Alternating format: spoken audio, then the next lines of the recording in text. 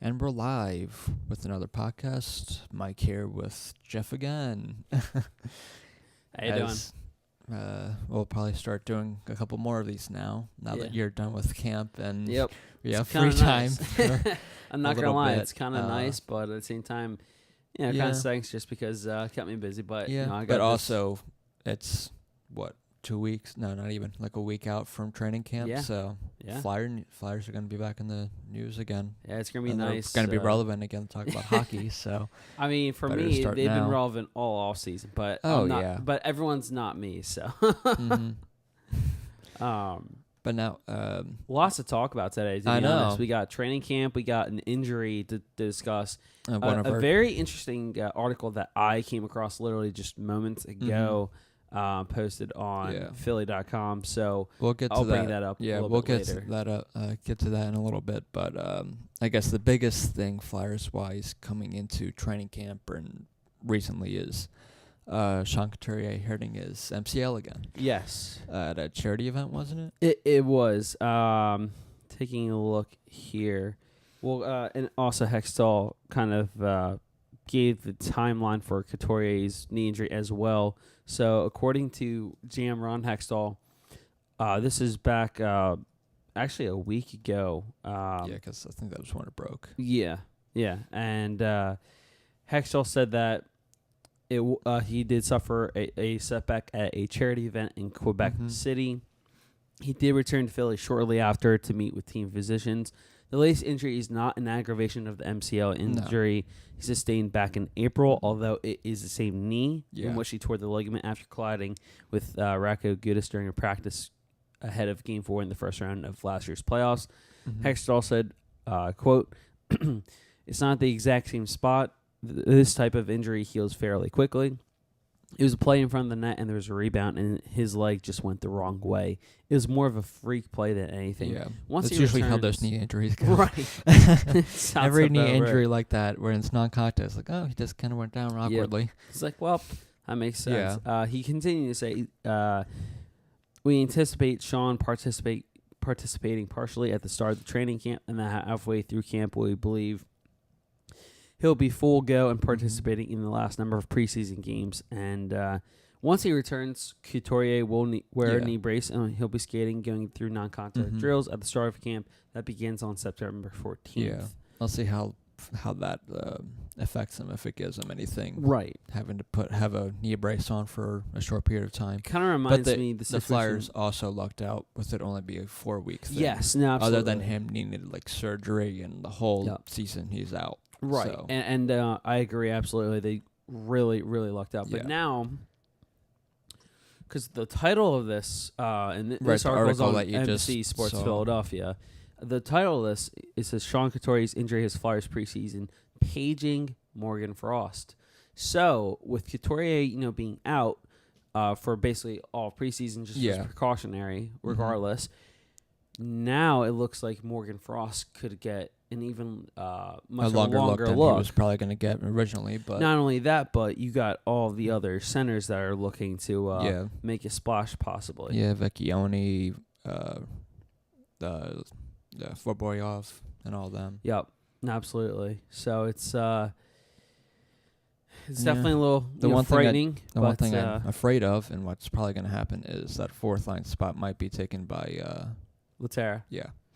Yeah, and I know what you mean. It's and then Lawton takes third. I don't know. There's a lot of questions going in there that really way, are. And this kind of hurts it more. I don't know if they want to go back to Drew at center or if they keep him at wing. I think now, what if Couturier comes back, or when he comes back, it'll be so much at the end of the season or the playoffs, like that Game 6 or everything, where he wasn't on the first line, but he was on the third line. Yeah. He was just coming back into things, which might be the best for him, rather than being agree. Put back up against the top.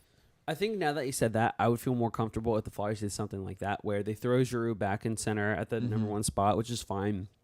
Have Konechny back on the top line like usual, and then just have another winger or so, whoever that may be, whether it's Simmons, JVR, Jake Voracek. Voracek again, sure. And no matter who it is. Or even if you put JVR there, you can have the same second line as last season where you had Voracek, Patrick, and Lindblom. Yes, and that would be another unbelievable line. Yeah. If we it's already not, saw how if well it's they not worked last Voracek, Patrick, and Lindblom, it would be Voracek, Patrick, and JVR. And that's so either way, it would be lethal, And it would be very exciting. And thanks for not catching up me on saying last semester. College on my mind. Nice. I could have sworn you said last season. I was about to say semester, and I cut myself off. Nice. Love it.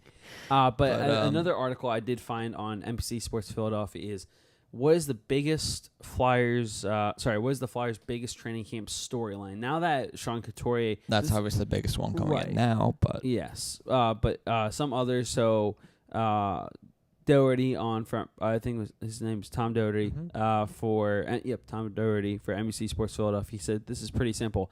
Who's the third line center? And I agree with him. I think that is obviously the Couturier one takes precedence over everything else. But let's say that never happens. You still have, by the end of the day, whether it happened or not, you still have to worry about the third line center. Yeah, you do.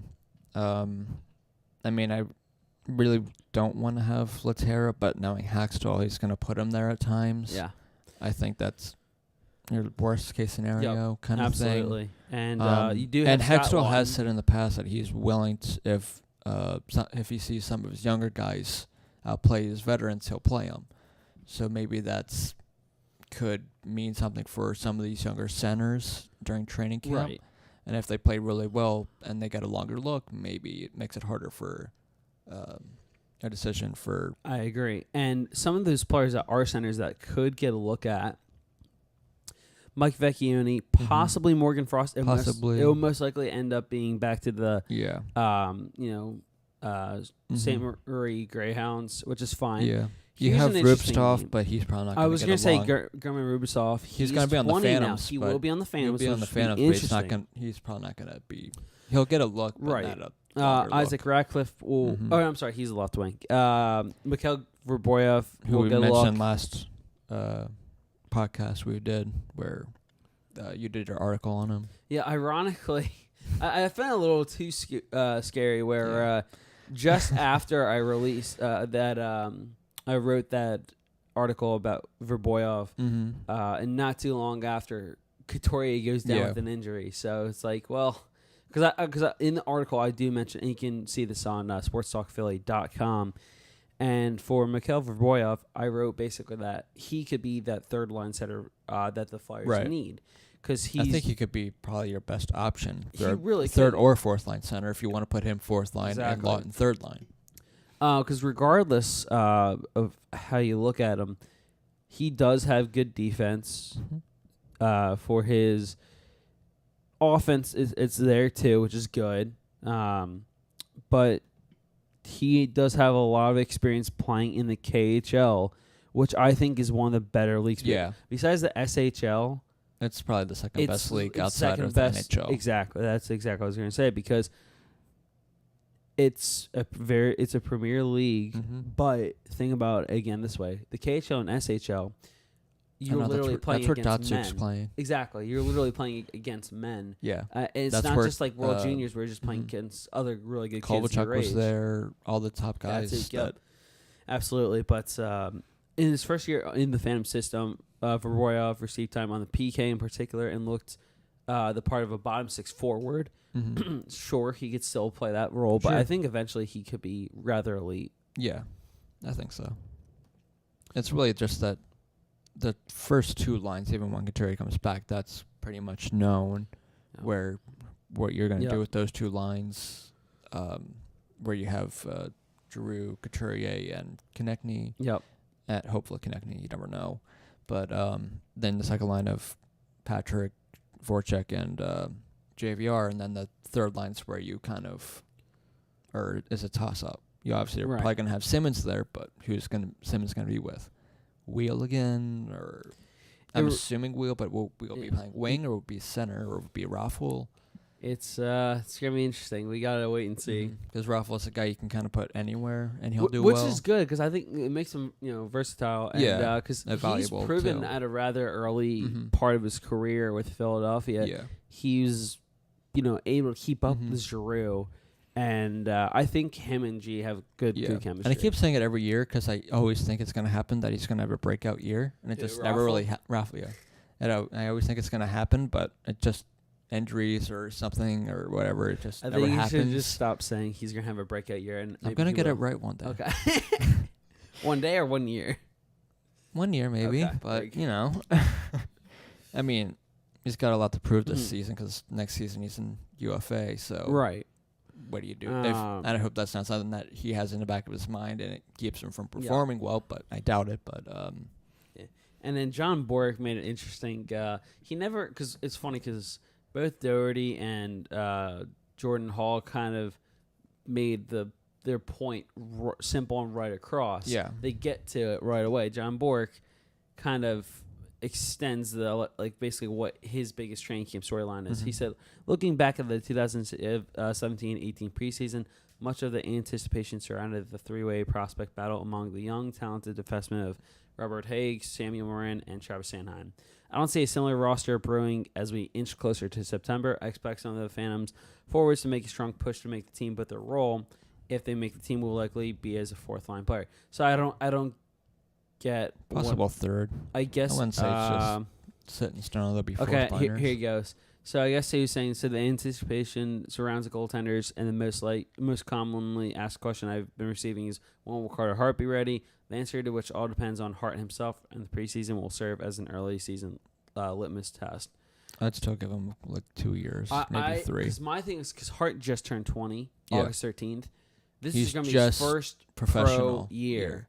So this is where you're going to know how well he could be, or what if he's improved from his juniors, and how well he can handle the pressure and everything. Because juniors, or even if he doesn't have that great of a year, if you could learn from it and then build on that. Exactly, and taking a look at the Flyers goalies in the minors, they have Anthony Stolarz, Alex Line, and now Carter Hart. And that's a story and they also, although it says he's in the minors, he won't be with the Phantoms.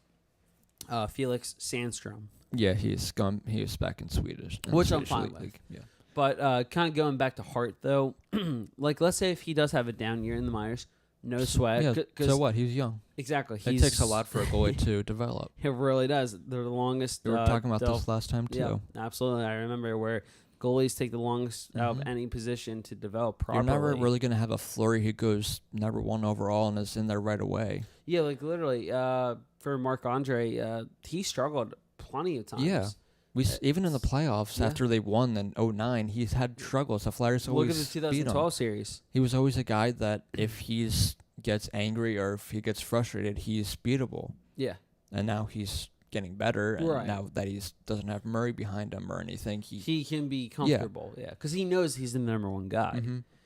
So, there definitely is a lot to think about when it comes to all of that. But then that's also a story for the Phantoms with how they want to do their goalies, because they're going to have 3. I think that, technically they will have 3, but I think that line could be up with the Flyers because you have Elliott and Neuvert, but look how much... Yeah, there's going to be an injury there.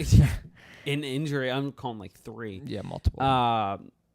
So just the fact that how many times they both got injured last year, and Line, he proved himself to be pretty good, and serviceable at times. He is 25, so he's actually one of the older of the bunch. Yeah.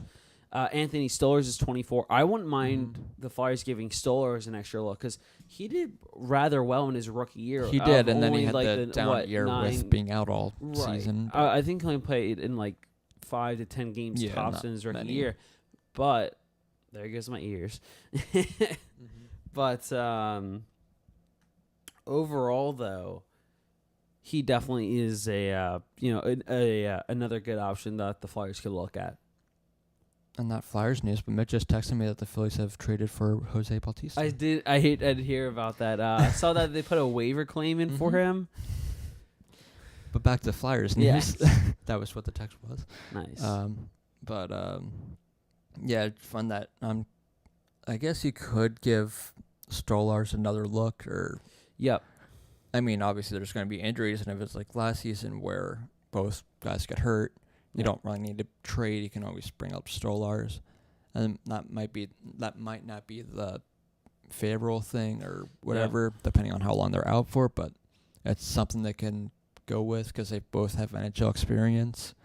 Right.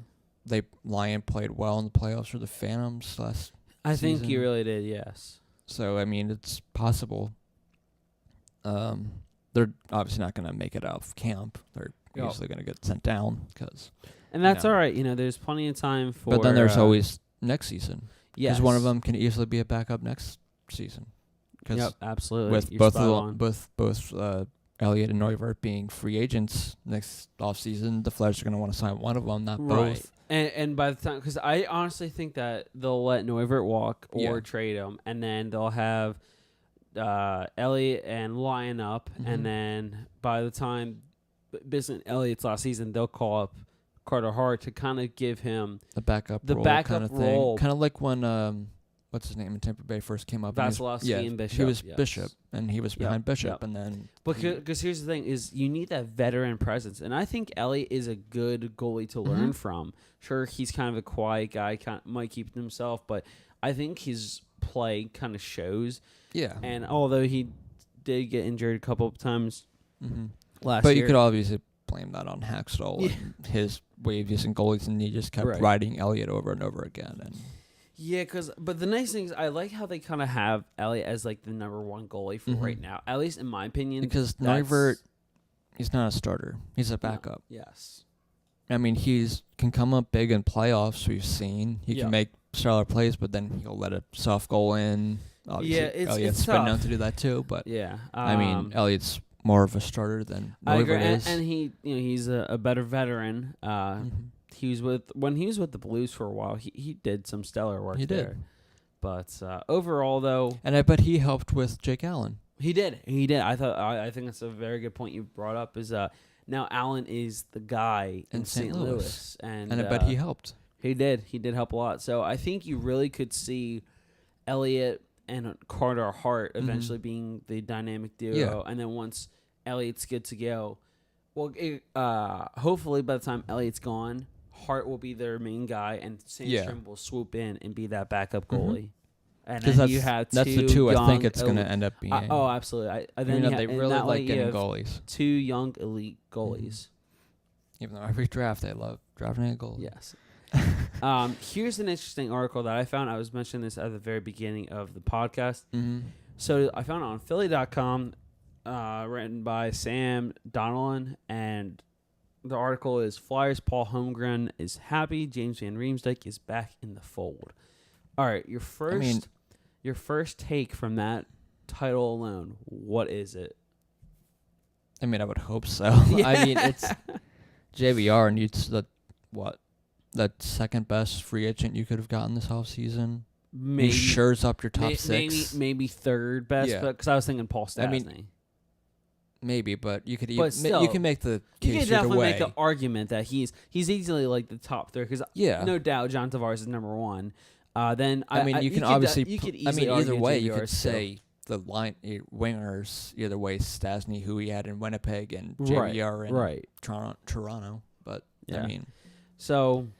I mean, this is probably where with the Couturier injury, where people are like, why didn't they go and sign a third line center now? Because this is what's going to happen. Yeah, but a little bit about JVR here.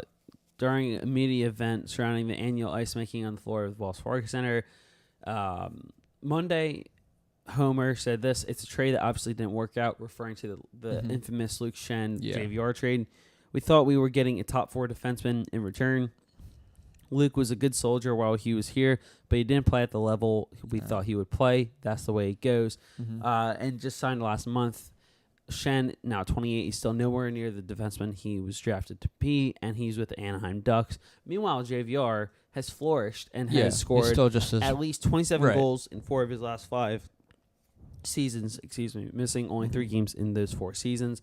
Last year, JVR scored a career-high 36 goals and assisted on 18 for, I believe, if you really want to put it like career high. If you want to put it like this, it's like when we traded away Jeff Carter. Jeff Carter's still doing well. It's not the player he was before, but he's still doing well. Oh, absolutely. I mean, I still think James Van Riemsdyk's doing better than he is, but I'm just saying that. And it's interesting because they do mention some of the trades that Homer made, and it does say, because the guy Sam does mention that Homer was not a bad GM. He did pick up Scott Hartnell and keep the team in for a draft pick, to be fair. True. His unpopular trade of Mike Richards netted Wayne Timmons and Braden Chen, which then turned into Morgan Frost and what?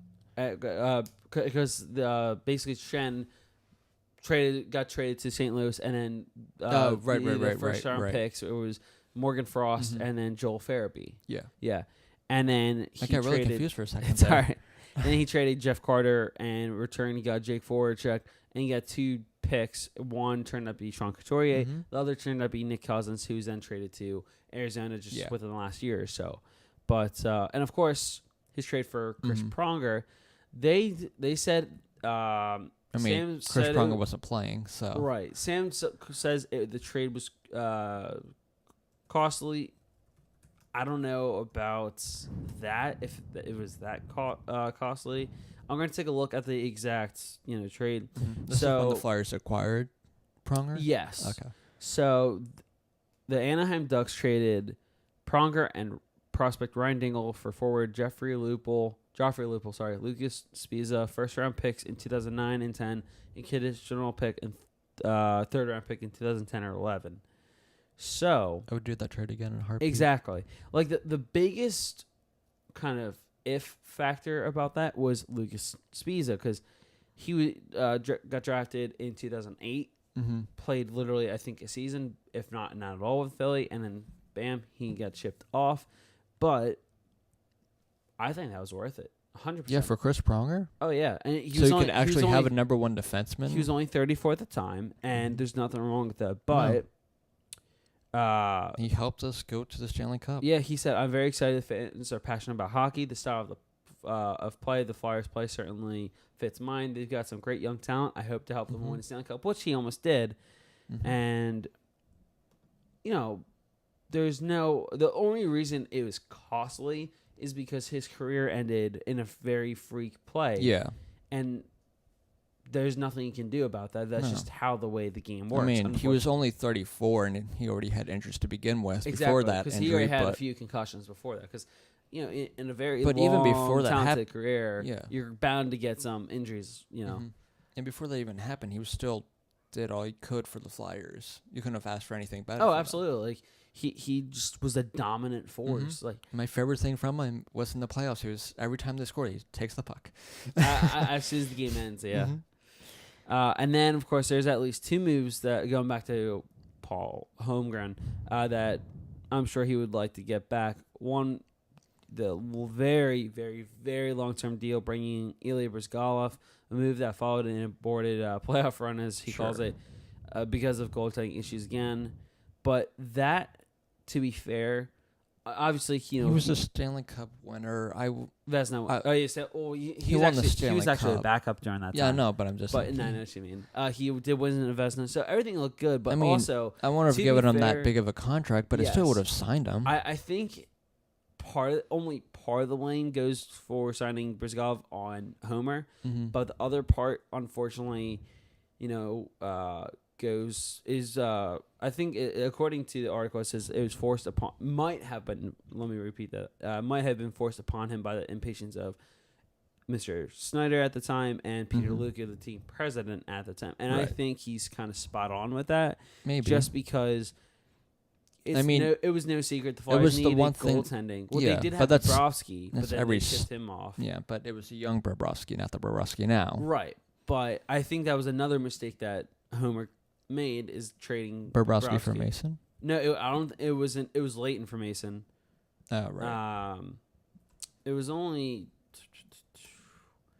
the trade. It was okay. They got more for him than I remember they did, but they traded Bobrovsky to the Blue Jackets for 3 picks. This is June 22nd, 2012. They received 2nd and 4th round picks in the 2012 draft and a 4th round pick in 2013. What did they get?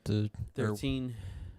Who did they get who did they draft with those picks? I was just gonna look it up. I gotta take a look at here.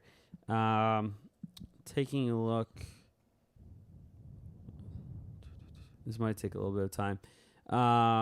Actually, one smart move was not signing what's his name, Shea Weber. Yes, well, technically they did send the Predators an offer sheet, a huge one. Yeah, but I'm just saying not having that signed because we probably want to have a lot of our prospects. Right, including Provorov, Konechny, exactly, Rubasov. I can't tell you how many more. And honestly, probably not even Nolan Patrick. Because the rules are very interesting with the amount of, depending on the free agent you sign. Depending, I guess, on the size of their contract and everything, it can cost a certain amount of picks in compensation. Yeah. So anyway, oh wow, that's pretty funny. So I mentioned for the trade, it was, let me go back to the article here. So the Flyers got 3 picks in return for Bobrovsky. They got a 2nd and 4th round pick. So the 2nd round pick, they took Anthony Stolarz. Okay. 4th round pick, Frederick Larson, don't know. But they also did, I don't know if it was that pick or their other 4th round pick, because they took Taylor Lear with that pick. I mean, that's not, I mean, for losing Bobrovsky, you got some things back. Right. And then it was a 4th round pick in 2013. I mean, in all actuality, for a goalie and they're getting that much back for him, I would have. Yeah, I was going to say, I think that's a decent amount. Yeah. In the 4th round pick, it says they actually did not make that trade because they only ended up with the 1st, 2nd, 3rd, 5th, 6th, and 7th pick. So, what are you going to do, though? What did you think of that, like the title of that article? What was your first impression of it? Oh, the home run, and happy with Renrim Sark back. Again, kind of like what you said. I'd hope he'd be happy, but it's kind of torn between it because I think it's no secret. Right away, it was not a good trade. I was not happy with the trade at the time. I still am not happy. However, the Flyers are just lucky that they actually managed to get JVR to come back to Philly. But looking at the article again, like the title of it, I mean, when you think of it, he's kind of, in a way, he's trying to, he's actually with these comments and everything, he's able to protect himself a little bit more. He's made a safe comment about it. He said, well, obviously he's gonna be happy for the team and everything, but and he did state kind of what happened with the trade, to be fair, but he did also continue to say, I think he's a more consistent player now. When we had him, he was in his early 20s. As they mature, their consistency level goes up usually, and it did with JVR. It's hard to find guys who can score like that.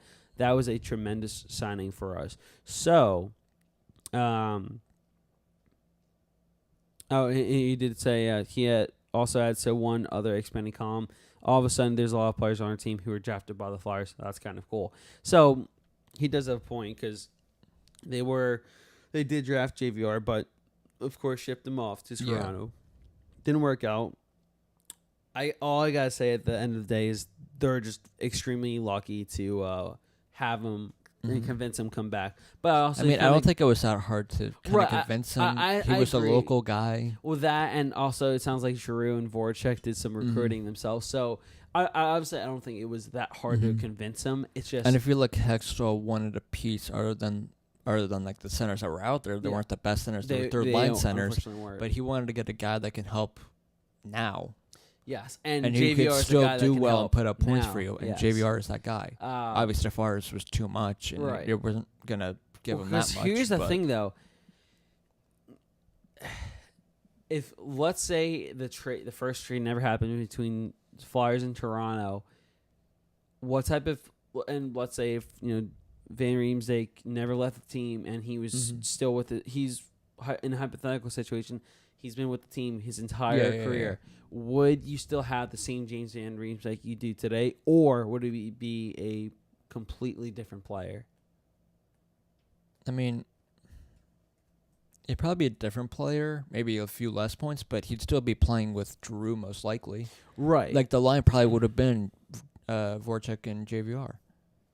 Yeah, I agree. And because when he was with the Flyers, he was with Briere, right? Yes. He was with Briere and Voracek for a bit, I believe. Mm-hmm. But my thing is that during this is a game Not often you make a Briere name drop either.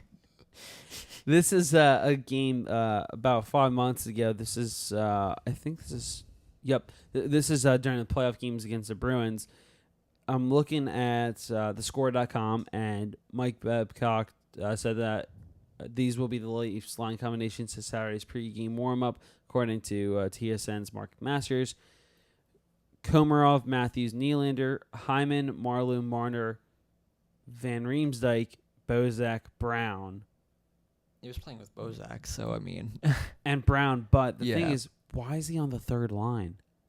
He's better than... He should be right there on the top with Komarov, or instead of Komarov. Imagine James Van Riemsdyk, Austin Matthews, and William Nylander. That's a legitimate line that will get you but I think points. I think they were one of those teams that wanted to spread out their scoring, kind of like Hackstall did with the Flyers. But with what he wanted to do with the Flyers, but your third line wasn't good enough to help him with that. Yes, because Konechny isn't like JVR, where you can kind of put him somewhere. He's not an impact player yet, but he will be. He will be, but he's kind of a shoot first kind of player mentality, and that's okay. He can make some plays, but not really the best defensively, which is why you put him with Simmons and Filppula.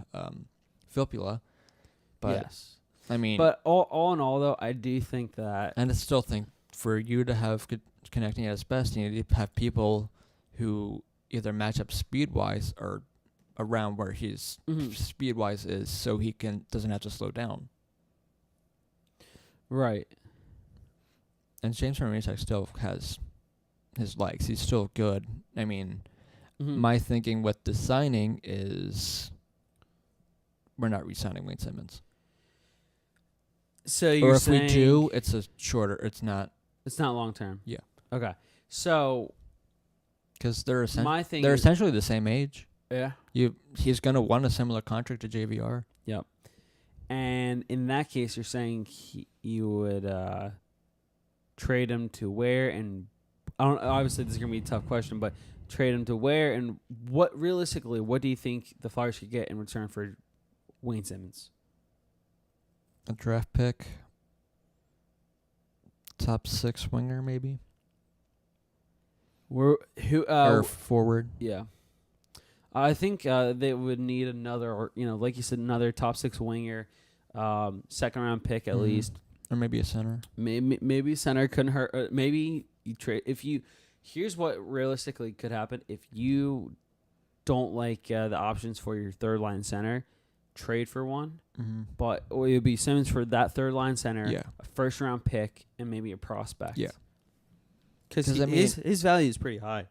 It is. And I don't know how I would feel. I mean, I know the Flyers have plenty of cap space, but with some of the younger guys coming up and Wayne Simmons being 30... Flyers do have 10.2 in cap space, so...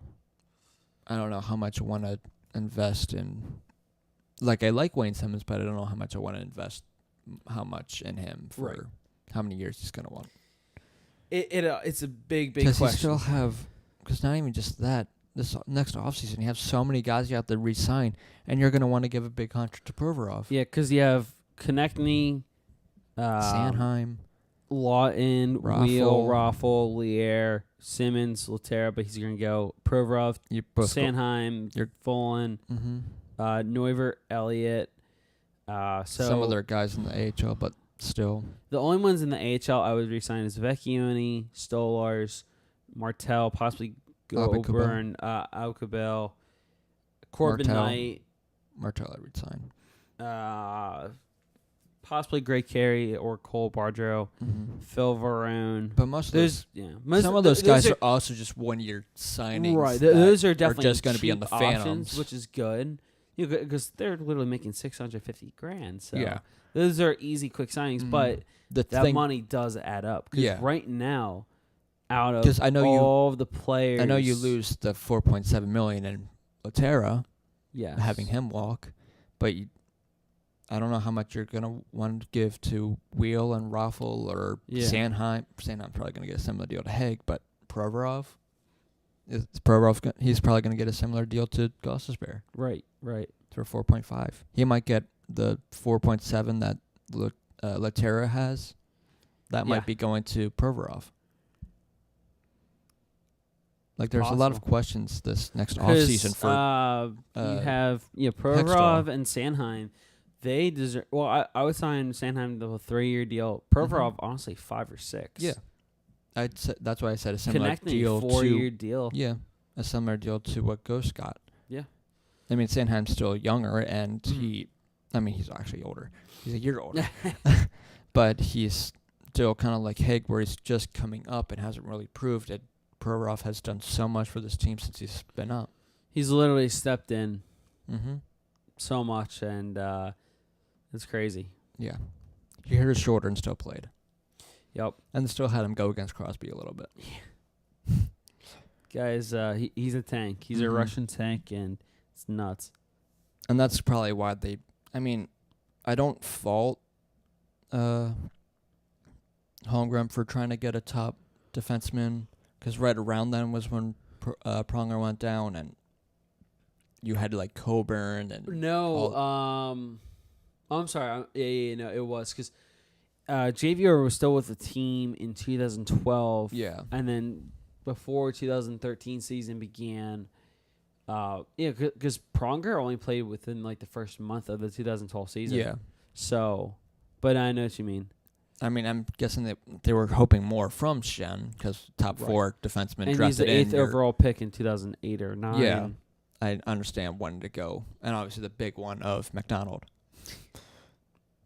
He missed the McDonald one. I knew he was missing something. But we only have to deal with him for like 2 more years. So. Yep. And even then, they might re-sign him, but for a shorter deal. Just because there's just something with him, blocker-wise, kind of like Elliott, where he's going to help some of the younger guys. Because you kind of need some veteran on your defense. Right. I mean, it's not the best option, but he's 31 now. At the end of his, he'll be like 33, 34. So mid-30s, he's not going to get the biggest contract, and you can easily just put him as 7 defenseman. Yeah. Because by then, you're going to have Myers up. Yeah, no, there's... And this is just me thinking, just another trade bait, if you want to say, like the center thing, Racco Gudas. Yeah, no, just because of how deep this defense core is. It really is. I think it's a great defense core the Flyers have. So for right now, for the future, they've, besides obviously this year, but within the next few years, they have Gostisbehere, Haig, Provorov, Sanheim. In the system, they have eventually... Where am I looking? Philippe Myers, thank you. I think they definitely need to... They're going to draft more defensemen, obviously, but for now, it's Gostisbehere. The main pieces of this core include Gostisbehere, Haig, Provorov, Sanheim. Morin, of course, he's injured, but he'll be back. And Hextall has to be smart with how he does the cap, because you don't want a situation like the Capitals, or not the Capitals too, cap-wise, and also the Blackhawks. Yes. Where they put so much money in these guys where you're just kind of filling out things, and you have to trade guys like Saad and then bring them back, Shaw. Yeah. So there's... They kind of, although, they won 3 cups in 6 years for the Blackhawks, eventually kind of caught up to them in the end for the long run. So. Exactly. So that's the only that's the one challenge with the Flyers going forward is contract-wise. And I agree with that, but Hextall, he's an extremely smart dude. And, he is. I mean, he's made some questionable moves, but I'm okay with the questionable moves from what everything else he's done for us. Overall, all the positives outweigh the negatives. Yeah. Like, I'm okay with your Laterra for trading away Shen. Yes. Because I wasn't the biggest fan of Shen's because I always felt he would produce at garbage time. And I felt like for a piece that you could trade for something else, and Morgan Frost is probably going to be that piece, I'm okay with that. I'm okay with taking risks. That's just what you get in the rewards from it. Right. And one of the awards is Morgan Frost. And exactly. That I think that was pay out completely. You never would have known you were going to get Morgan Frost in the draft, but yep. he fell to you and you got him. So. Yep. What other things do you think the Flyers are big things for the Flyers going to the training camp? Oof. Third line center, obviously. What the fourth line could look like. Because at times last year it was kind of all over the place. I am curious of how much time they give for Carter Hart. Yeah, if it's one of those things where he gets like barely any time, so he gets more time in the Phantoms situation. I think that he certainly will get a pretty good look. Yeah. So. Number 2. And also some of the defense kind of questions, even though I think it's pretty set in stone how that's going to be. How would this sound as your fourth line? Nicholas Aube-Kubel, Scott Lawton, Michael Raffle. I'm okay with that. That's like last year with Lier. Either that. I mean, you still have Lier, so you can always have that as an option. Either throw Lier or Danik Martel. Sure. Or Lindblom. Well, I would consider him. I'm just saying. Yeah. If once everyone's healthy. Right. But I would still throw him in third line because dailyfaceoff.com. So would you say? Here's what dailyfaceoff.com. So when they're all healthy. Yeah. Just. I don't know how you would have their third line center. Well, right. But who would you have on the wings? Like with Simmons on the side, are you saying you would have? So for dailyfaceoff.com, they go over line combinations. And they have, the rosters updated because they have James Van Riemsdyk with the Flyers. So the top line, they have Giroux, left wing, Couturier, center, Konechny, right wing. Van Riemsdyk, left wing, Patrick, center, Voracek, right wing. Third line, Lindblom, Wheel, Simmons. Okay. Fourth line, Raffle, Lawton, Aube-Kubel. Okay. So, I think that'd be worth looking at. I think it would be, but it's not going to happen because I know Weiss is never going to get in the lineup because he's going to be a healthy scratch. He might get in every, once in a month, maybe, or if there's an injury, because that's what happened at the end of the last season with them. But they're going to want to play Laterra. Yeah. And it really then also comes down to penalty kill. Mm-hmm. That's something I really want the Flyers to focus on is their special teams.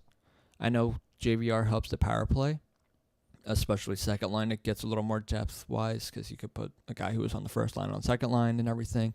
But the penalty kill was terrible last year, and near the end of the season, the power play was not producing where it was earlier in the season, which is why we almost fell out of the playoffs, I think.